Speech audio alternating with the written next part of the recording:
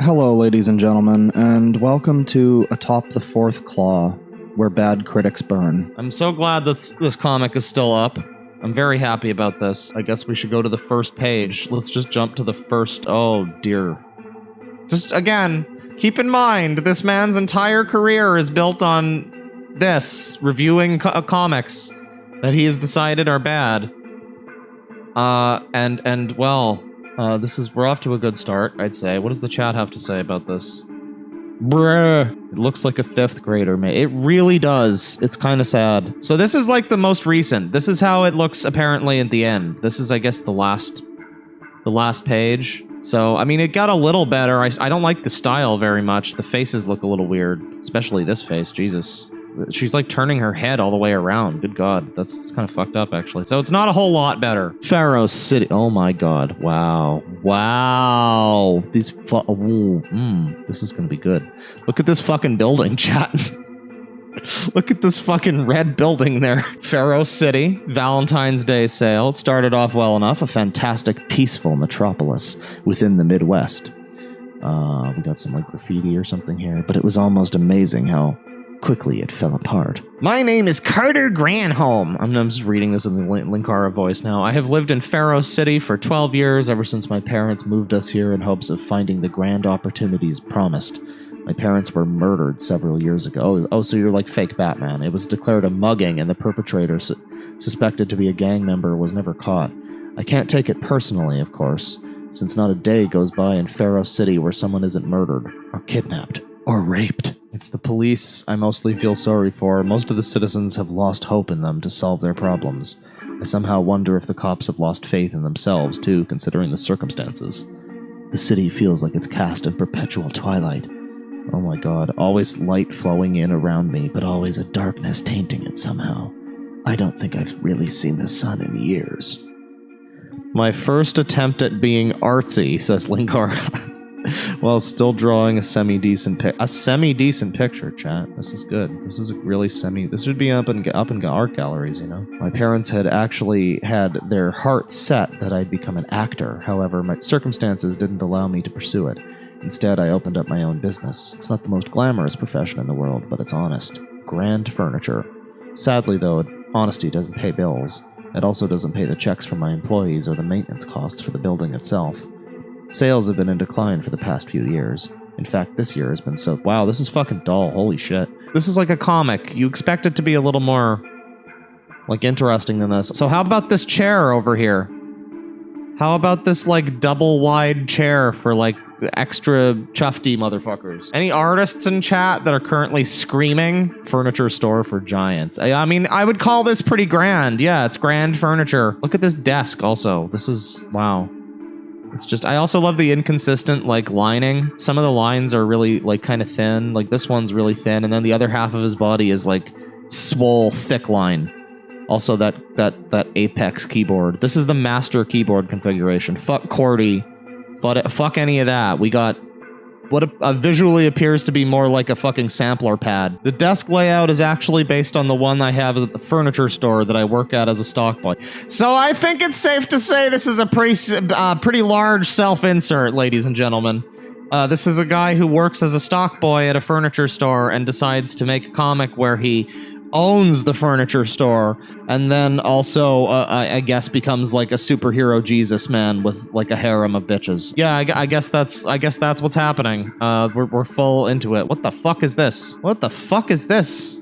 Slavers? There's just slavers? What the fuck? What the fuck world are we living in? Serpent. He's a loan shark. A thief, a murderer, a rapist. Funny how he keeps bringing up rape. I don't know. I do not have the time, and neither do you, audience, for me to give a lengthy diatribe on why using rape or any other kind of a sexual assault in a fictional story can be a really, really bad idea. However, I will link to someone smarter than me on the subject and read an insightful little bit.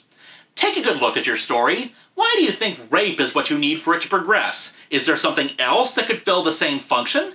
Unless you have a damn good reason to include rape in a story, you probably shouldn't. Most comics probably wouldn't mention rape, like, twice in the first 5 pages, you know? That's not necessarily necessary in here.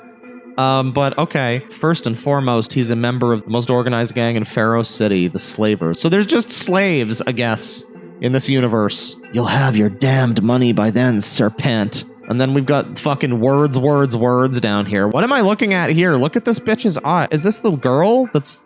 Yeah, why are her eyes, like, bulging out? What the fuck?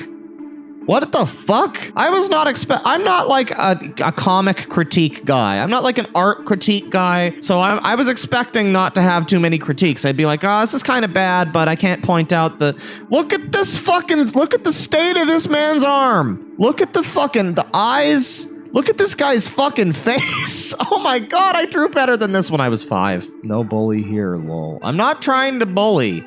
I'm not bullying, I'm critiquing, and this is just awful. It's just awful. Slavers are exactly what their name implies. They kidnapped someone in the middle of the night, usually women or young children, and sell them to the highest bidder. Usually it's sexual slavery, of course it is, but there are plenty of people who use them just as cheap labor. I look at this girl, blah blah blah, try to avoid thinking about what these people have done to her. I try not to think about the fact that she... Yeah, I'm sure you're not thinking about all of the things that you just wrote into this story about what happened to her. I'm sure you're definitely not thinking about those things that you wrote about happening to her. Oh boy, every frame is just so dense. There's just so many things going on. Although there was little proof of it, it was suspected that a member of the slavers was responsible for murdering my parents. Good to hear, says Slave Man. After all, you certainly wouldn't want any of your acquaintances or your employees to become acquainted with my organization, would you? You don't have to remind me, serpent.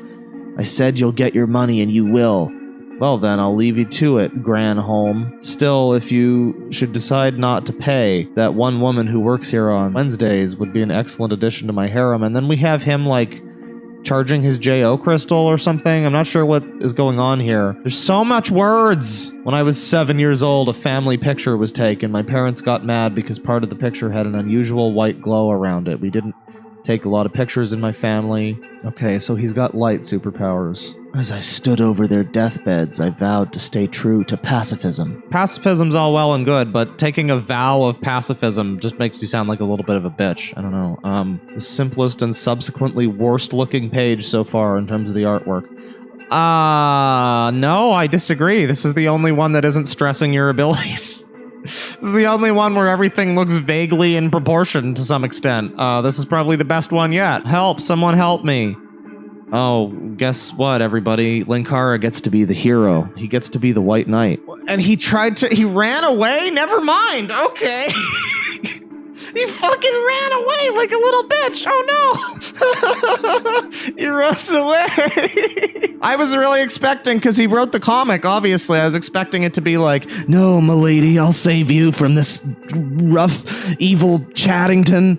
I was expecting it to be something like that shit, but no, even in the comics, he a bitch. All right. I mean, not a bully stream, but Jesus fucking Christ. Okay. Why do I have these abilities?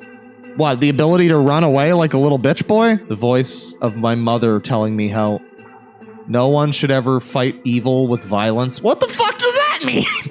That's the dumbest advice I think I've ever heard. Holy shit. I tried to throw up to release the stress I'm feeling, but nothing's happening. Oh my god, there's so more words. There's so many words, and there's fucking more words down here. Jesus. What the fuck? What? Shut up. The face in the mirror has no comfort to offer me. All I see is the man who could have done something but did nothing. Is this the face of a coward? Yes. This the true face that I try to hide behind a face of detached angst? Yes. No, it's not cowardice. Yes, it is. I understand now. May God help me looking at this face and thinking of everything that has happened to me, happened to my city.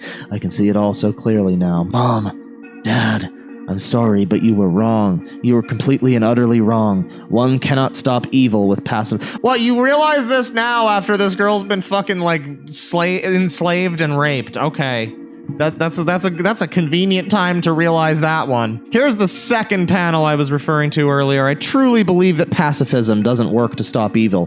Now, that doesn't mean that I support violence in every situation, but when there's a perceived evil, for instance, violence was not going to remove the British Empire from India. Violence was not going to force equal rights for blacks. However, against people like Saddam Hussein, or in this case, the criminal elements of Pharaoh City, pacifism will only give a person nothing but a bullet through the heart, or as with Carter here, extortion, blackmail, and fear. Okay, so he's talking about King Arthur and once and future king. Really, dude? So he's gonna change. He's got abilities, powerful abilities. And my name is Carter Granholm. I live in Pharaoh City. Oh my god. This is so... Why is his hair white now? His hair was brown before. There's definitely more of this here. But we might cover more in the future. I'm sure there's some interesting things to see. Hey there, thanks for watching all the way to the end of the video. Big thanks as usual to my wonderful friends over on the Deadwing Dork Patreon. Jamie Brown, CJ Connolly, Ursula Holm, Rick Fastley, Psycho Ninja, Samuel Schlick, Brent Thornton, Zach Carter, Lulu Bell, Taylor, Spooky Skeleton, Ian Terpenning, Delta, Lucid Boar, Unidentified Alien, Merrick Forsha, Kelsey Ann, Elizabeth Schwartz, Evu Trio, Kier Chu, and of course our absolute units, the top patrons, Abby Chapman and Magos Namaris. Thank you guys so very, very much once again. And yeah, been a while since I did a video like this. I'm a little more focused on streams now, I'm not gonna lie, but I do try to get out videos when I feel that there's something worth sharing with the world. And you know, there's nothing quite as special on the internet as Lightbringer. I guess maybe Sonichu, but you know, that's special for different reasons. Anyways, yeah, this might just be the first part of the Lightbringer videos. We might do another one sometime down the road if people like this, but you know, we'll see what happens. I'm glad to have shared it with you guys, and yeah, thanks once again for watching all the way to the end. Take care, folks. Penis.